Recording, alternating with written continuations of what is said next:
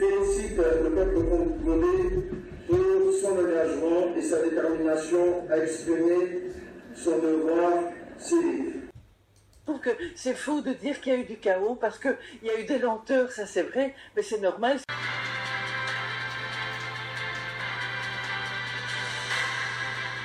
Bonsoir, bonjour, c'est Congo News 24. Bande Konanga, comme toujours avant de commencer notre émission, nous disons merci à Dieu.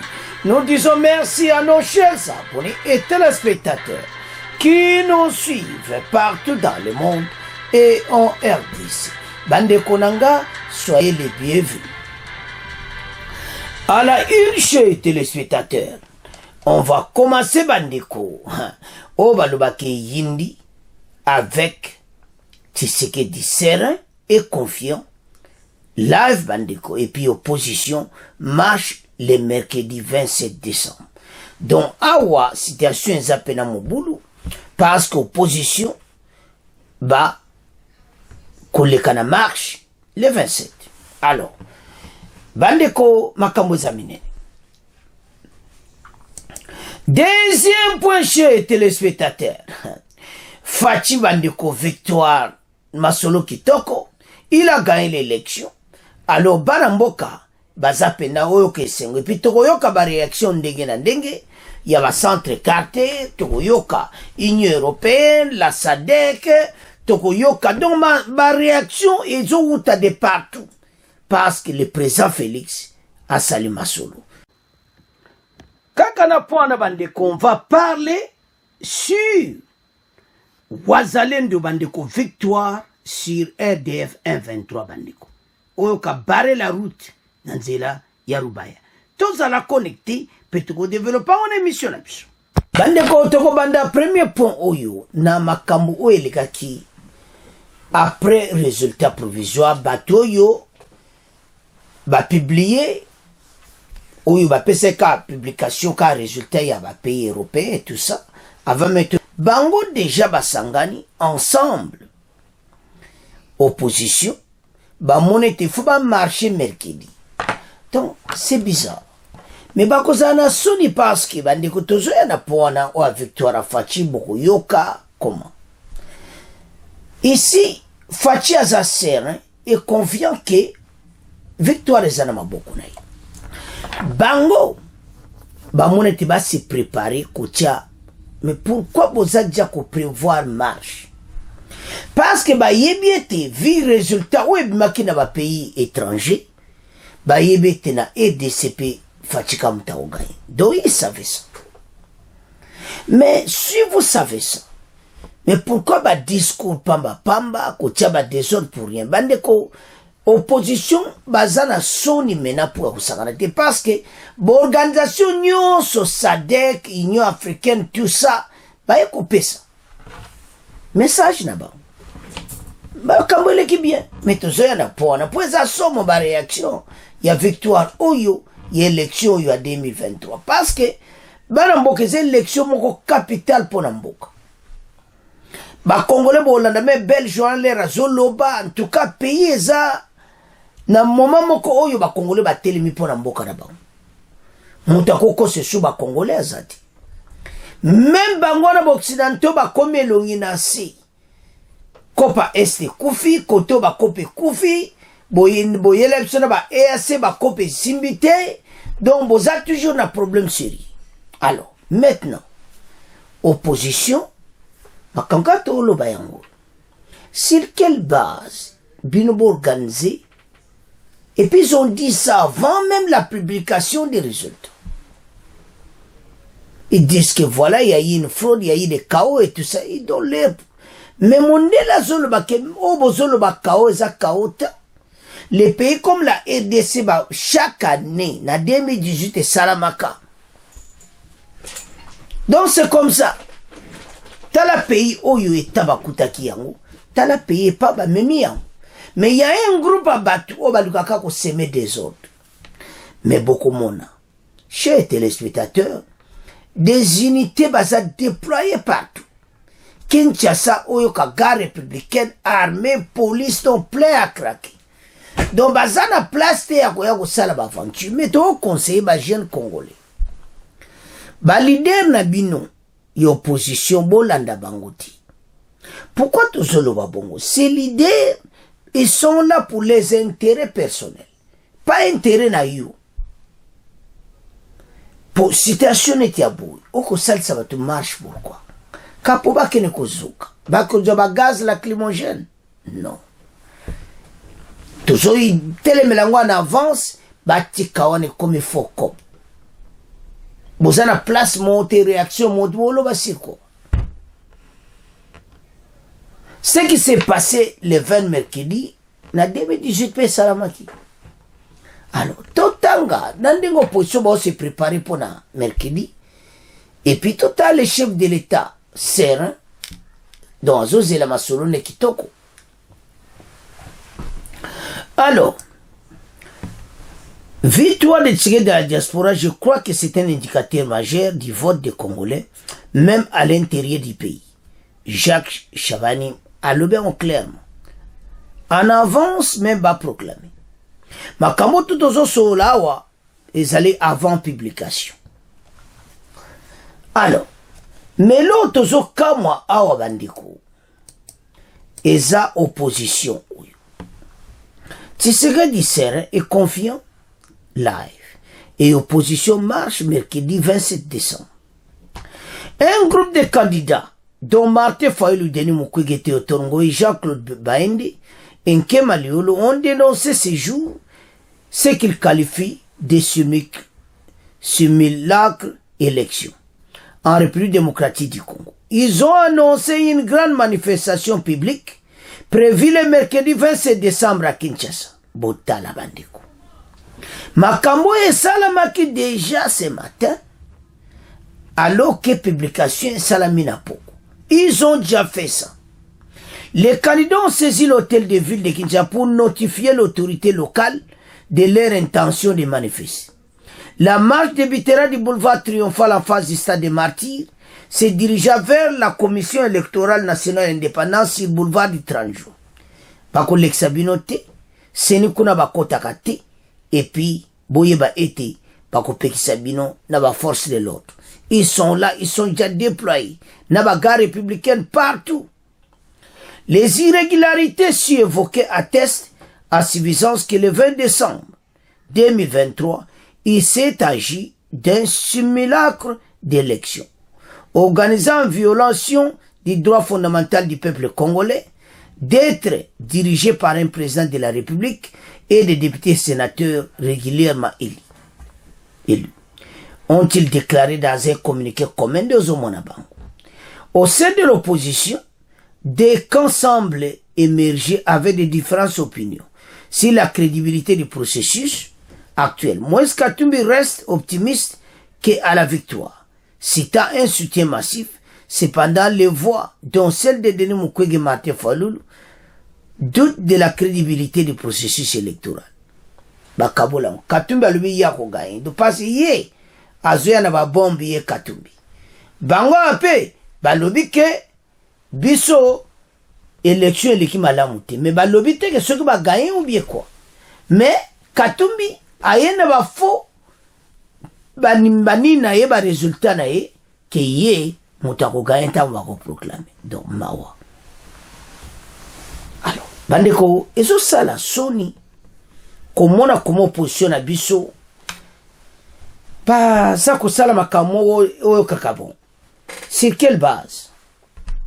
Bandeko, tolo ba clair, makamo to tangi wana. Zaki, avant même ba publier résultat.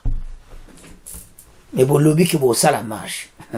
Bon, moi, te kezama watro. Avançons.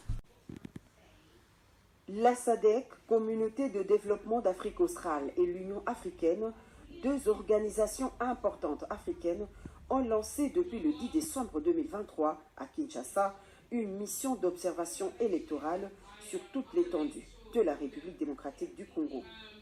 72 heures après la tenue des élections générales en RDC, les missions d'observation de la SADC et de l'Union africaine ont pris acte du déroulement des scrutins et dressent un tableau plutôt satisfaisant des opérations sur toute l'étendue du pays. conduite par l'ancien président tanzanien côté SADC et par l'ancien chef d'État malgache pour l'Union africaine. Les deux délégations, dans le cadre de la poursuite de leurs missions respectives en RDC, sont venues rendre compte au président de la République, Félix Antoine Tshisekedi Tshilombo. Bana mboka siko tolobani omono ata résultat mais le but ça la marche bo tiepe jour bo komeli pour hôtel de ville va permettre binote. Alors ce qu'ils font, c'est-à-dire babenga ngo démarche moko kapo mbingi ekota des autres de quota comme abiso tout autour de la table, ça ne se fera pas.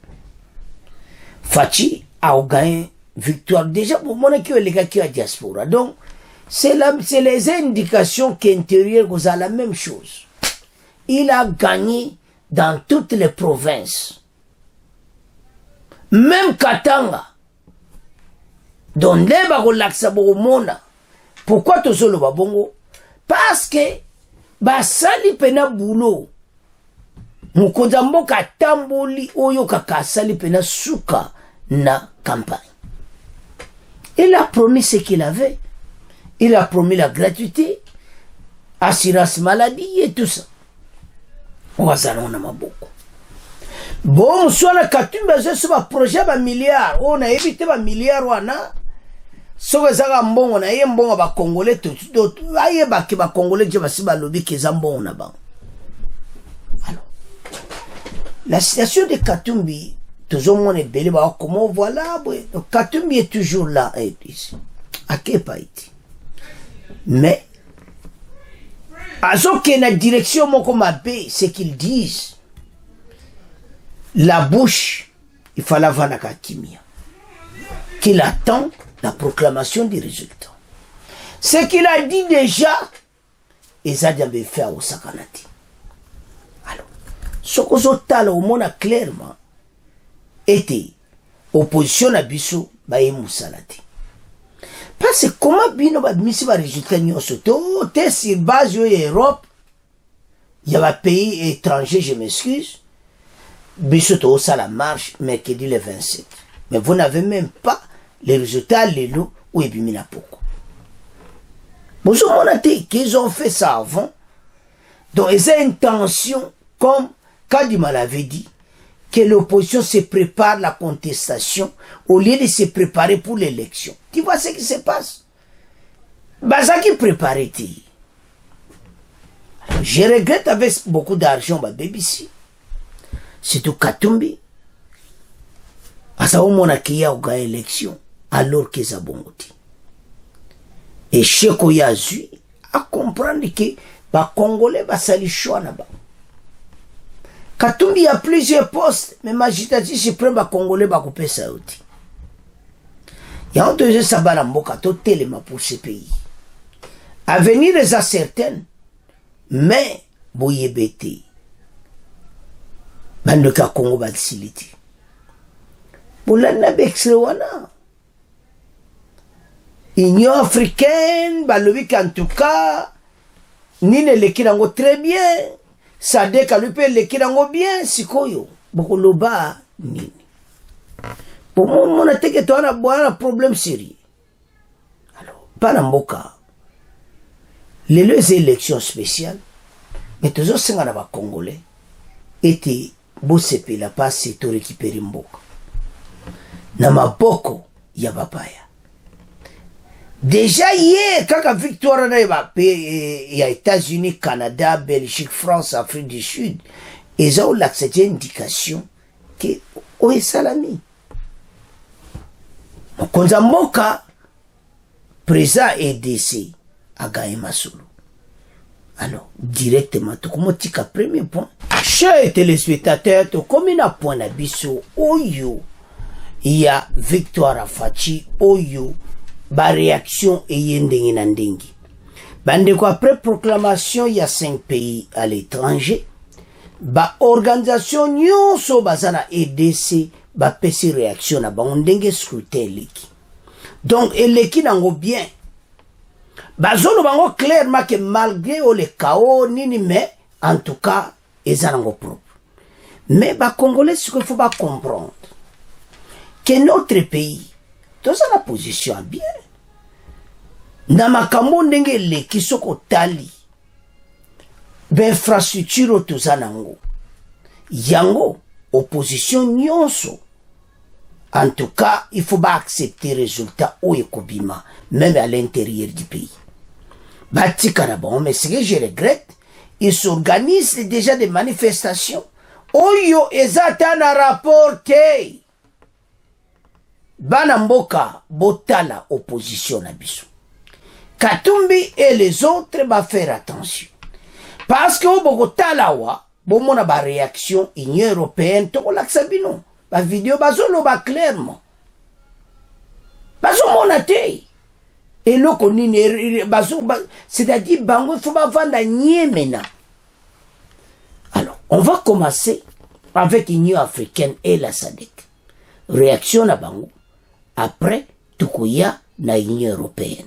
O baloba kesi yindi motepeli na 4 5 ou américain. Avançons. Les réactions après la victoire de Fachi à la diaspora. Après la victoire de Fachi Bandeko, ou Salamaki na diaspora. Et fin de Katumbi na opposition, bavanda mena nye. Alors, victoire de Tshisekedi à la diaspora, je crois que cet indicateur majeur du vote congolais, même à l'intérieur du pays. Bwana, Batunyoso, Jacques Emen, Chabani, Oazo dirigeait campagne à Fachi. Mais toujours y en a pas. La SADC recommande l'acheminement à temps réel.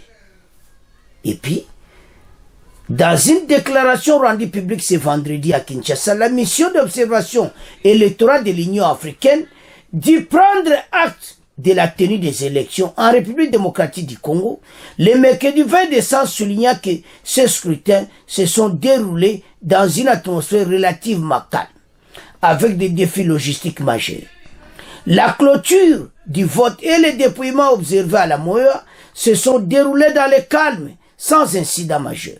Le dépouillement s'est déroulé dans le bureau de vote en présence du personnel électoral, des témoins, des candidats et d'observateurs, ajoute-t-il. Alors, Toyoka, Union africaine, bon, to avancé, parce que des beaux talents à Sadek, bandimina bango, tout le monde, les centres quartiers, salut le respect, toujours à la poana, toujours à l'étranger, na poana, to banan Afrique, Sadek, Union africaine, to landa bango. Nous avons déployé nos équipes dans tout le pays et nous avons déjà fait un rapport préliminaire aujourd'hui, au même titre que tous les partenaires. Je pense que le chef d'État est non seulement ce chef d'État, mais il est candidat aussi. Donc c'est à ce titre-là que nous sommes venus pour d'abord lui décrire le périmètre de notre mission, l'objet de notre mission, de lui dire que certes, nous sommes ici pour observer, mais nous sommes ici aussi pour faire des recommandations dans la mesure du possible et de dire aussi que l'Union africaine cherche à ce que dans chaque pays, il y ait la stabilité politique, il y ait la paix sociale. Constitué d'une centaine de membres, dont des observateurs de terrain venus de différents pays d'Afrique pour la SADC et l'Union africaine, ces observateurs avaient pour mission, entre autres, de faire une évaluation impartiale et objective de la conduite des élections générales du 20 décembre en RDC, conformément aux normes régionales, continentales et internationales en matière d'élections démocratiques. On a fait des recommandations à la CENI, on a fait des recommandations aux sociétés civiles, on a fait des recommandations aux partis politiques, que ce pays vous appartient. Donc il vous appartient de prendre en main le devenir de ce pays. Vous êtes responsable comme tout le monde, hein? Donc c'est une responsabilité partagée en tant que citoyen. Donc c'est un devoir de chacun de défendre les intérêts du pays. Et nous avons toujours dit, et j'ai toujours dit, il faut avoir ce sens du dépassement, c'est-à-dire ne pas voir tout simplement les intérêts individuels ou personnels, ni de parti, mais d'aller voir les intérêts vraiment du pays, du peuple, et je pense que c'est ce qui est le plus important. Après avoir pris acte du bon déroulement des scrutins, les deux missions ont formulé des recommandations en vue d'améliorer les processus électoraux futurs et réaffirmer leur solidarité et soutien à l'égard du peuple congolais. Félicite le peuple congolais pour son engagement et sa détermination à exprimer son devoir civique. Bandeko tolandi Union africaine. Toyoki va expliquer en très clair ndeni makamuli qui va sali rapport na bango. Donc en réalité pour na bango makamnyo c'est l'équipe bien. Va expliquer quelques irrégularités. Oh, est ça normal? Congolais faut comprendre. Alors, bah, oh, opposition, bah, zo meka ba boule la mon meke di ba ko sala marche. Bah, tia désordre, bah, tika. Et que ça la soni pour na ba, on passe la communauté na to tieli ba on batu na ba on te Union européenne. Bah, koloba. Bah, Denis Mukwege, tout le monde va se décourager. Donc, bah, ça y est, au sala te ba quoi inasi. Te yebse ki ba on ke élection oyo. Boluki na mino kaba problème. Le président Félix Asa populaire. Tu sais ça qui va Congolais belé va ça qu'on dit va jeter. Ah Congo News 24 zo côté là. Oh. Panamboka. Tala. Le président Félix ndenge bozo monayi biso to yeba ki déjà que c'est un bon président. Naba acte na ya bana ne bande lui-même. Au moins ne azaki na ba Kabila. Asa bongo. Même au salaki na bino mabe aza na bino ye azoke na direction na ye azotala derrière te akozonga su makambo wana te kozongisa nsima. Alors il est allé tout droit au but et maintenant tala réussite na victoire wana o esamaki lobi onanda moto oyoka bajour tuti bakopesa résultat final. Et ben nango que le président Félix Mutabime mais bazolinga ezala vraiment concret. Yamba asine zo atanayi. Mes chers téléspectateurs, toyeba eti makambo tozo yoka be yoka totika ko yoka mo. Opposition boyeba ke bata Kagame pe baza. Parce bébé l'opposition na baza mutu na bango. Basa ko tinda ba maloba Twitter eza inondé yana qui alimente ça. Baso futa ombomba bimisa ba faux sondage. Oh Katumbi boy, Katumbi abimité. Ako tika la pe ko bimate. Ta to ono bango nanda to sa l'émission ba proclamer na résultat final tinyo soti. À partir d'indication wana il y a les pays les 5 pays. Et je l'accès clairement que Fatim Taoga une élection claire et claire. Déjà, et je m'a déjà que à coller quand même là-bas 80 quelques %. Donc c'est comme ça. Mais boye bibi nyonso que en Europe la plupart abattoirs. Bon bah ça même émission. Bah je parle contre président de la République. Bah ça pour opposition. Mais tala lelo. Bah pesibiso raison. Tantôt le baki yiwanande akoki kozala président de la République. Bon mswana botika na binoka. Alors botala match yango ndenge zokende pena ndeto zoganyango. Congolais telema. Bon siko tozoke na Union européenne. Talabandeko tovanda batika. Mundela zoloba le chaos c'est quoi? Oh, 2018, pour mon écoute, oh, écoutez, c'est le côté. Ah, ben, c'est normal. Il y a quelques problèmes, mais il n'y a pas de chaos. Élection, elle est très bien, il répète ça, l'Union européenne. Donc, Belge, ou en zone santé belge, là, à zone loba. Catherine Donzo, Kapena, que somme. C'est quoi, yo? Bon, ce monde a été que, bah, Congolais. Le président Félix Ayaki n'a pas point moko clair.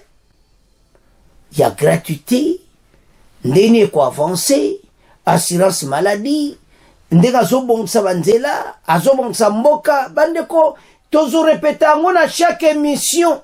Il a trouvé ce pays dans un gouffre.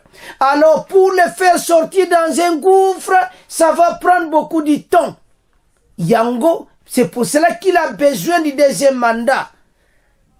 Et il est là, serein et certain que deuxième mandat est Bokoraï, après campagne. Et là, Saka, boibi, bangunyo sende bazawana, bakatumbi, ils le savent que bakubimati. Mais bazako mona ke bakobima na ndenge basala cop mais simbi petit. Bafuta bataseni musuba mbongo simbi petit. Kadima. Nzambe. Mais to so pesa code eza bataseni bapesi la zoyango. Yosa musano malam. Bandeko bato bazana problème sérieux. Bazo vivre. Quand je vois des sommes oye bimi pa ya Katumbi ba milliards de dollars na élection oyo mais bon à obtenir à taba voix kutu kombi place aza malade les indications ont l'accès déjà à Kobimati c'est le président Félix Mutakobima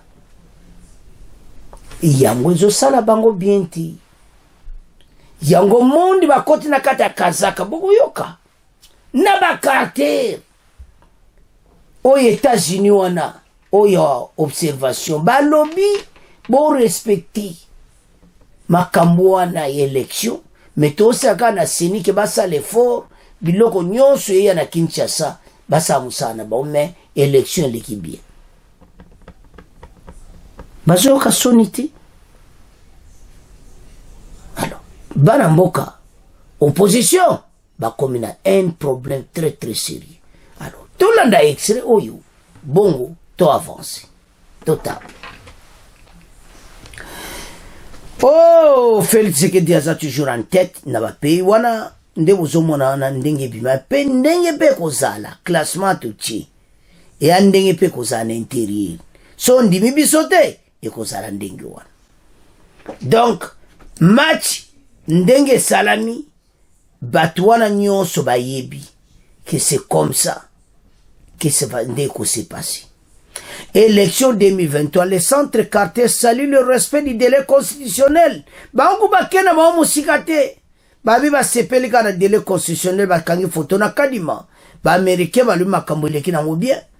Alors ba sala tout bazwa biloko tout ba compter bien puis ba publier résultat. Ba sepeli na élection. Union européenne de mbata cette dame alobi mabe bato bazana problème sérieux. Alors Union européenne bayaki atolobaki bato wana tout baye mais baye komona ki mais ba congolais balingi président na bango te Fachi premier balingi ye bazana esengo président na bango. Alors Belge yo akangisi ba congolais mais ba journaliste monoko. Le chaos, c'est quoi? Chaos, ça te. Élection électorale, ça quand même honnête. Depuis la colonisation. Pour la bombe, mon meilleure élection. Hein? La colonisation, les Congolais, les vraiment, exercer les droits na bangote, mais eux, ils des opportunités. Alors, voilà. Ndenge nini, makamozo kitoko. Alors, sans plus tarder, tout le monde a cette dame de l'Union européenne, bon, auto avance.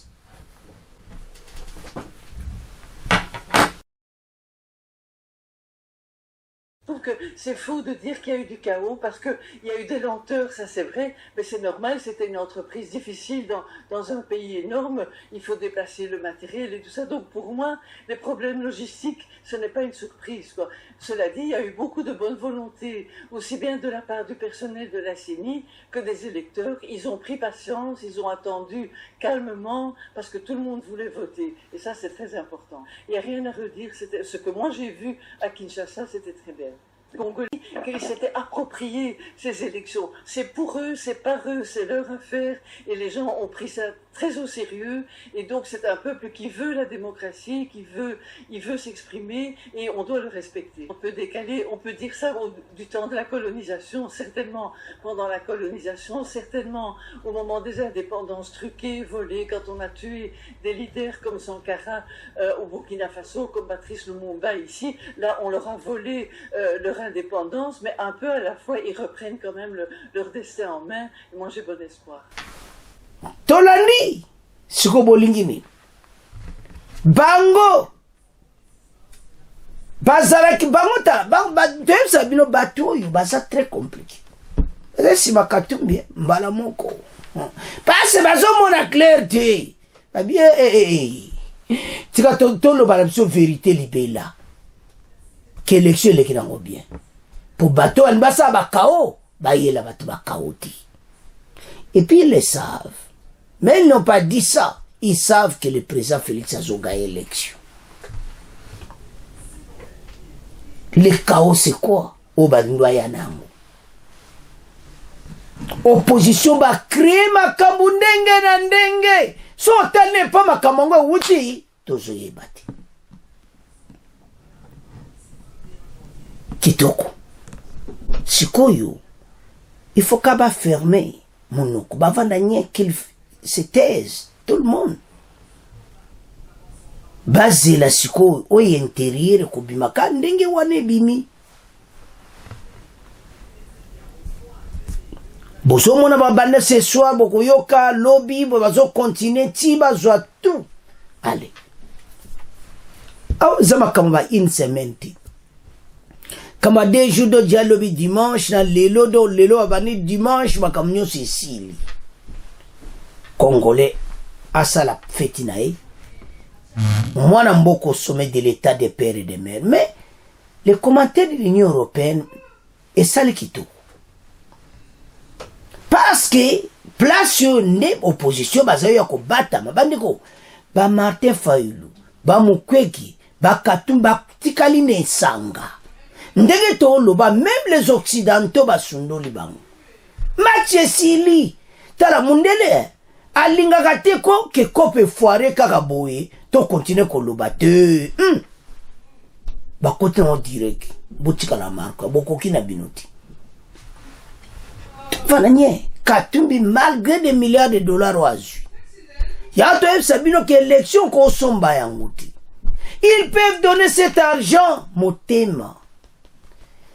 Bana EDC so batalika présent na bango omona mine bimili bara bani koseka ba to basa kosepa bandi to yebisa kibino ba bele bandi mangati to yosibo mona banda EDC banda président de la République azo tambola na ba pays ba to ba louer sal lera Kabila bo louer ki sal bo kene gotala ayine kudle mu ba cheko mubula kenae. Mais les Fatia Tambouli, na France, sale prêt à craquer. Ok, na Belgique, prêt à craquer. Ok, États-Unis, Canada, partout. Donc, Fatia Tambouli, batoizo loué basan zamenanga. Na Grande-Bretagne, na Royaume-Uni, la même chose. Et maintenant, bozo mona te la popularité, zainango bandakala. Tango biso na konyu soza eko loba, ba kwenji, ba finga biso. Des injures pour ami tozolo qui Fatia za vrai président. Tout comme moi. Vous pessimistez raison. Tout yebaki. Voir les qualités d'un homme d'État. Un homme d'État zalaka douce. Un homme d'État où il pena yebike ayem makambo azosala alobaka pa mapamba mingiti. Ayako loba le likambo sana alobi nde Fatia. Yazalaka pampa botete makele na kujwaka réponse en clair. Allez. Au monde a popoli Kagame na dernière minute. Au monde a Rwanda des problèmes comme Kagame. Il a des problèmes. Et puis tout ça qu'on avertir bino que n'a battu à Kagame le 1-23, ils n'ont pas pu arriver à Rubaya. Wazalen doit barrer la route. Bazongi. Les waza. bagaye masolo, ils ont repoussé bango. Voilà, tout ça les Fachi nabawa. Ozo mwana ke ba aza wazalendo numéro 1. Alors, mais toyo kananu nde wazalendo ba repousser batu ya Kagame, bongo to avance. Bandeko makambo eza kitoko. Ces jeunes wazalendo babengani bata Kagame. Donc Kagame nenga zawana azana soni moko na zoye bate soka kusala ndenge nini parce ces jeunes ba écarté yi ba waza ba écarté Kagame avec ses hommes. Donc Kagame a dû échec. Yango tozolo bana wazalendo bokende de l'avant. Match ezana kanabiso peut continuer ko gaye yango ipona libela. Alors maintenant ba meki tout bakende me kopi simbiti. Alors Kagame na batuna bazongi. Tolanda extrait oyo. Nord Kivu encore, la situation est relativement calme ce week-end dans la région de Matanda, Rubaya, chefferie de Baoundé, dans le territoire de Massissi. Des sources locales affirment à Radio Kapi qu'après leur tentative de prendre la cité de Rubaya, les rebelles du M23 ont été repoussés hier après-midi par les miliciens Wazalendo. Pour l'instant, la cité de Rubaya est sous contrôle des FARDC. Les rebelles du M23 sont actuellement sur une colline surplombant Bihambwe à environ 7 km de Rubaya, ce qui crée une psychose parmi les habitants qui redoutent d'éventuels accrochages. Banamboka tolandi, ba wazalendo ba repousser bango par cette destination à Kagame na bango, ezalaki Rubaya. Alors Rubaya ba barrer la route mena FARDC a quitté bango na Rubaya. Kagame akoke sur Rubaya te na batuna yi. Et pas bazolo ka ba minere na biso. Ba barre bango la route. Koto tozana comme élection, wazalendo kuna laliti. Bara wazalendo mutu wa bengani bango. FARDC yemo avandeli pena Rubaya, yoyaka. Alors, tout cela, toujours félicité mon konzamboka. Ba stratégie na enyo sa sala kesimbi. Bango nde ba komite lengano. Oh, esa okenete, esa bango bake. Esa bazali susu. Fachi nde mutu aza président de la République. Yende mutu ako avancer mboka oyo. Ndenge Kagame a dû échec na batune na Rubaya, eza pona libde bazan esili na bango. Bakukoma kunati. Nfade sa ki ovanda kuna kusepe na Rubaya. Boya. Kaka basukoya ne kuboma bino. Alors, bana mboka, tozonga siko na élection. Wane zaki, poto l'accès, wane il parti, émission, pona, ndenge wazalendo asa musala kitoko. Maintenant, campagne, ileka kitoko, maintenant, wa fruit na mwebimi, Fachi, azobima na président de la République. Donc, ce qui s'était passé hier, yango ko continuer, petoko mona makamnyo se ko sila. Alors, bana mboka, Fachi azoga élection oyo, to récupérer mboka na biso, toza ane sengo. Déjà, ba pourcentage za ko sakana tende to oyoka, to aobima même na 85% na RDC mobimba, so sanctionné à diaspora. Alors, c'est à ce point. Donc, comment clôturer mission na biso? Bon, continuez à s'abonner massivement. Au revoir. À la prochaine.